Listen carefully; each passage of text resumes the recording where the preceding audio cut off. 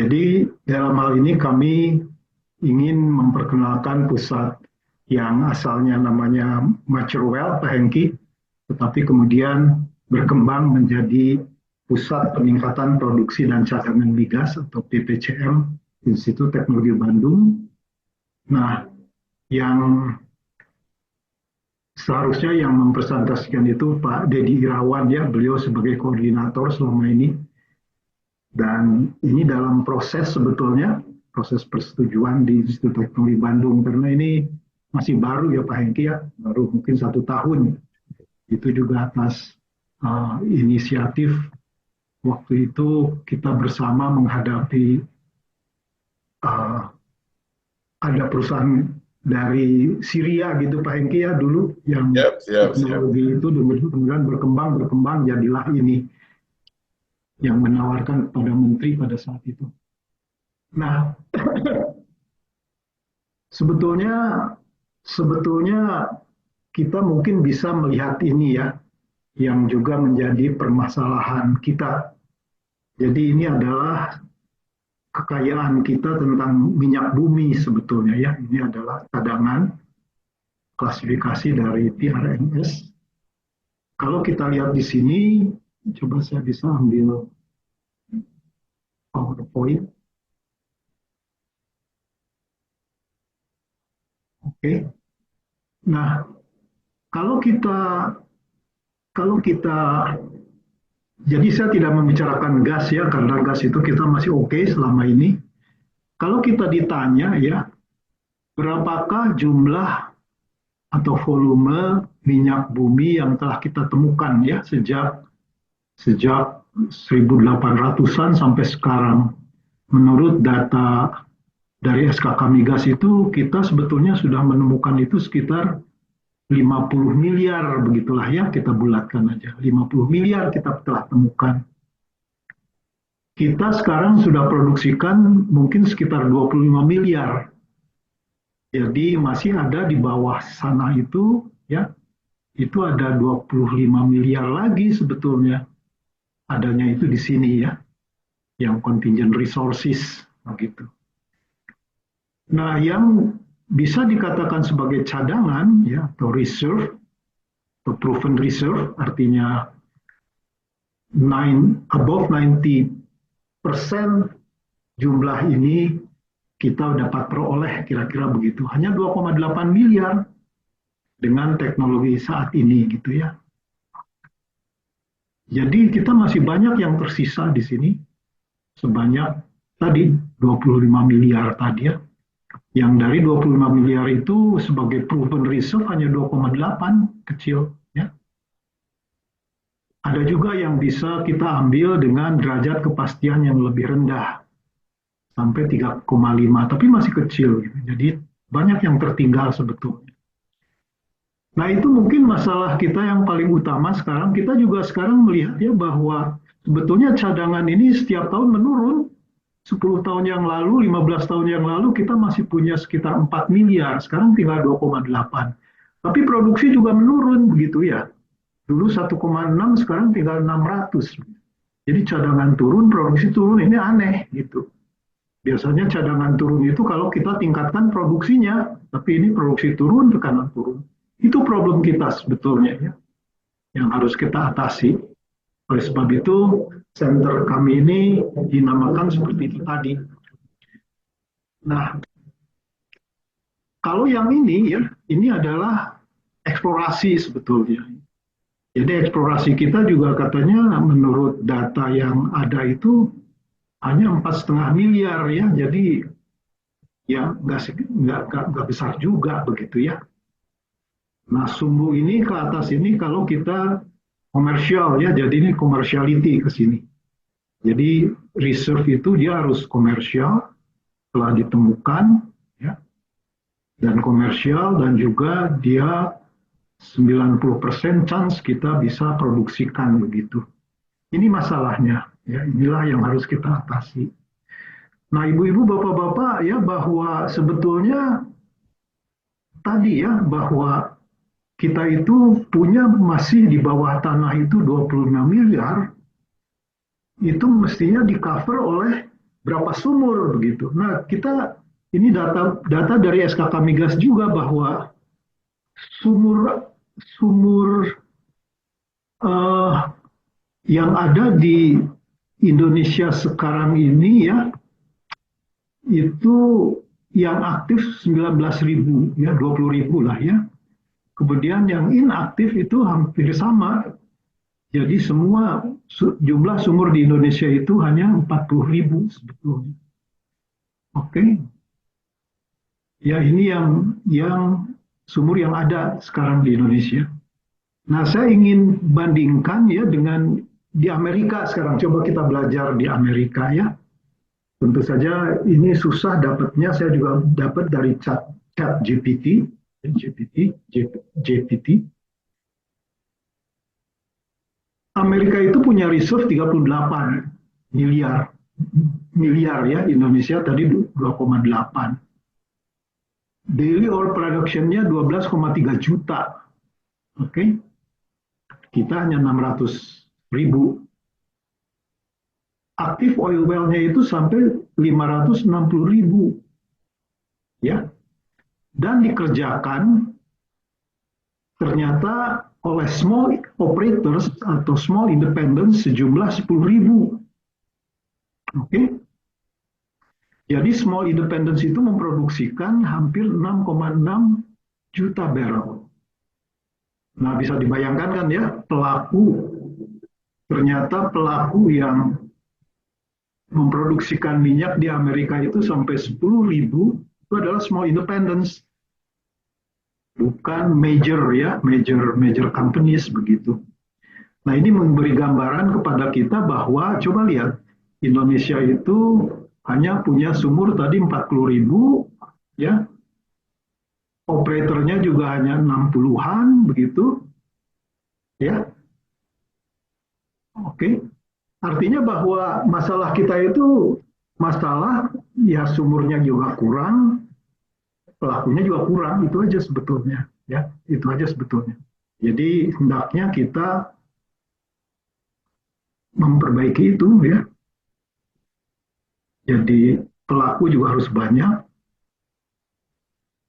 juga karena minyaknya itu masih banyak ya dan sumur bornya juga kurang. Jadi kita nanti bisa belajar seharusnya berapa sumur bor ya kalau saya ingin meningkatkan sampai 1 juta barrel begitu. Kan tujuan kita 1 juta barrel. Nah itu sebagai gambaran ya, gambaran kita di Indonesia. Nah jadi center kami itu akan saya berikan outline sebagai berikut. Pusat peningkatan produksi cadangan migas, kemudian kegiatan yang sudah dijalankan, produk karya inovasinya seperti apa begitu. Jadi terus terang ini eh, seperti juga tadi sisi SCUS ya bahwa ini dipicu oleh SK dari Dirjen Migas yang itu waktu itu adalah Profesor Tutuk Aliaji di situ ya. Peraturan pemerintah nomor 79 sebentar nomor 237 tahun 2024 jadi baru saja ya penunjukan ITB dalam pembentukan pelaksanaan Center of Excellence untuk optimasi peningkatan produksi mature wells dan mature fields itu tujuannya jadi terutama adalah menunjang untuk target nasional 1 juta barrel per day dan gas 12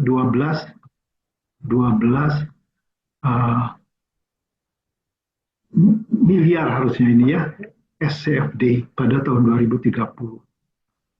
Jadi PPCM ini memanfaatkan teknologi artificial intelligence dan machine learning dan sebagainya ya sampai IOR. Kemudian ini merupakan wadah kolaborasi yang multidisiplin, inovasi teknologi baru, dan mendukung peningkatan produksi dan cadangan migas. Oke, jadi roadmap-nya sebagai berikut ya. Pembentukan tim ahli, kolaborasi eksternal, ini ada tim peneliti internal ITB, dosen mahasiswa, kemudian kolaborasi secara eksternal. Pengembangan infrastruktur dan fasilitas, gedung, peralatan laboratorium, ini sudah kami peroleh juga. Dan kemudian fokus penelitian inovasi itu pengembangan teknologi, evaluasi dan reaktivasi idle wells, digitalisasi di sektor oil and gas, EOR dan CCS, CCUS. Ini terutama linknya dengan Pak Denny. Oke. Nah, tim ahli dan kolaborasi itu sebagai berikut ya anggotanya. Dari internal ITB itu beberapa pengajar dari program studi geologi, geofisika, teknik kimia, eksternalnya dari Lemigas, Research Center dari universitas lain di ITB dan di luar ITB.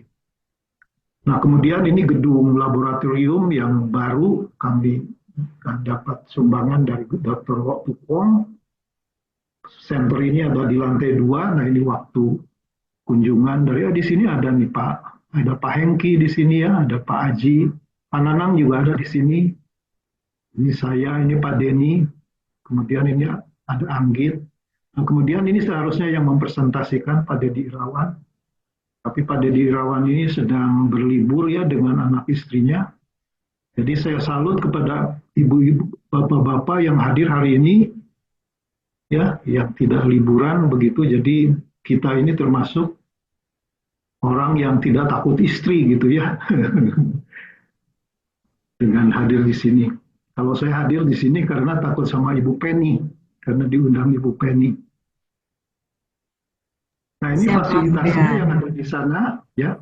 Ini waktu pembentukan. Kami menamakan lab ini Purnomo Yusgiantoro Enhanced Oil Recovery Laboratory karena alumni yang paling prominent di teknik perminyakan, ya, kemudian juga very generous, dan kemudian juga yang membawa Bapak Dr. Tukwong itu menyumbangkan gedung ini. Jadi kami di lantai 2, Pak Denny itu di lantai 3, Pak Sanggono, Pak Denny di lantai 3. Bahkan sehari-hari saya tuh sibuknya dengan Pak Denny justru ya, bukan di center ini. Di center CCS, CCUS. Nah, ini pengembangan infrastruktur fasilitas, kami sudah punya peralatan yang state of the art ya, terutama untuk gas flood dan oil flood system. Jadi ada namanya apa, core flood ya. Kemudian juga PVT untuk full visibility oil and gas. Nah, untuk CO2 ini ada aparatus yang very special yaitu slim tube system ya, untuk melihat miscibility pressure dari minyak bumi, dan ini banyak sekali volumetric pump yang untuk memberikan tekanan kepada percobaan-percobaan kami. Jadi peralatan yang state of the art sekarang disumbangkan juga oleh Pak Datu Lok Tukwong. Nah, ini peralatan-peralatannya ya, ada gas flood system, kemudian PVT system, slim tube, dan juga core flood ini tahan sampai 10.000 PSI dan juga temperatur tinggi. Oke. Slim tube juga demikian. Oke, nah ini alat-alat di laboratorium kami, ya ini laboratoriumnya di lantai 2. Saya kira Pak Nanang, Pak Hengki itu sudah berkunjung ke sini. Ibu Sri Penny juga mungkin suatu waktu bisa berkunjung ke tempat kami, Bu ya. Dan sekarang sudah ada beberapa penelitian yang berjalan dan juga sudah ada suatu proyek yang berjalan, yaitu untuk CO2 flood in saline aquifer ya, untuk Medco. Ini juga sudah berjalan di lab ini. Nah, beberapa kegiatan yang sudah kami jalankan itu seperti berikut ya. Sebetulnya tujuan dari industri migas itu selalu greater recovery and greater profit, begitu ya. Jadi recovery juga tinggi, profit juga tinggi. Buat apa kita punya greater recovery tapi profitnya sedikit atau malah rugi? Jadi selama kita memproduksikan lapangan gas itu ya, lapangan minyak dan gas atau minyak di sini terutama, mulai dari eksplorasi, kemudian development, primary recovery, secondary recovery, tertiary production, inilah yang berjalan ya, reservoir management namanya. Dan juga kita selalu menghadapi production problems ya. Apa yang terjadi di sumber produksi? Ini ada reservoir problems dan ada well problems itulah yang kita selalu harus atasi ya. Inilah coverage dari center tersebut. Nah, pertama ya yang telah berjalan itu production optimization workflow ini sudah diterapkan di beberapa lapangan. Kemudian Idlewild production optimization workflow ya. Ini juga sudah dijalankan di beberapa lapangan. Kemudian juga ada studi-studi yang dikerjakan, ini studi problem water cut di lapangan Benar dan Petani, di lapangan Gemah, Notgragai, Makbul, Lipah, Panen, kemudian South Betara, Southwest Betara, West Betara, dan sebagainya untuk Petro China Jabung. Ya, ini saya kira contohnya kita lewat saja. Ini di dalam pemilihan misalnya kriteria untuk relative permeability modifier. Sebetulnya ini adalah chemical yang harus kita pilih ya untuk itu. Nah ini dia misalnya di beberapa lapangan kita akan pilihkan ya polimer dan apa saja yang harus digunakan di lapangan-lapangan tersebut begitu. Oke.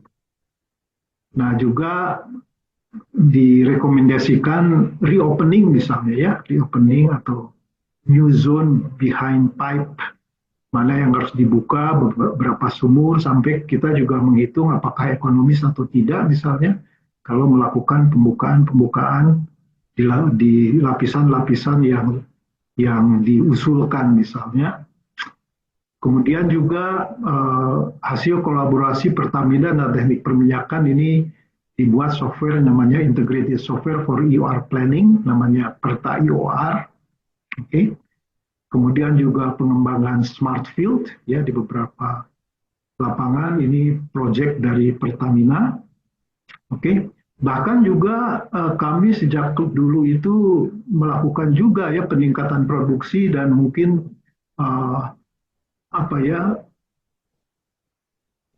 saran-saran begitu kepada lapangan-lapangan minyak yang betul-betul yang dikatakan sekarang ilegal mungkin ya, di Musi Banyu Asin misalnya. Ini sejak lama kami berkunjung ke lapangan, memilihkan sumurnya, kemudian bagaimana cara memproduksikan agar supaya produksinya meningkat ya. Bahkan pada saat itu bekerja sama dengan kawan-kawan dari teknik kimia ini sampai dibuatkan mini refinery kalau tidak salah waktu itu ya. Ini sudah lama betul di Musi Banyu Asin. Gubernurnya waktu itu masih Pak Alex Nurdin. Kemudian juga di Muaro Jambi misalnya. Coba ibu-ibu, bapak-bapak lihat ya sumur-sumurnya. Sumur yang Belanda, dangkal, ditinggalkan. Mungkin water cut-nya juga sudah 99% air. Dan kami kemudian merancang bagaimana untuk meningkatkan produksinya. Oke. Jadi itu saya kira ibu-ibu, bapak-bapak sekalian yang telah kami lakukan. Ya, jadi ini center masih baru, bahkan masih dalam proses persetujuan oleh saya kira sudah ke tahap senat saya dengar. Mungkin Pak Dedi yang lebih tahu itu. Mungkin itu saja yang saya bisa sampaikan ibu-ibu, bapak-bapak tentang center ini.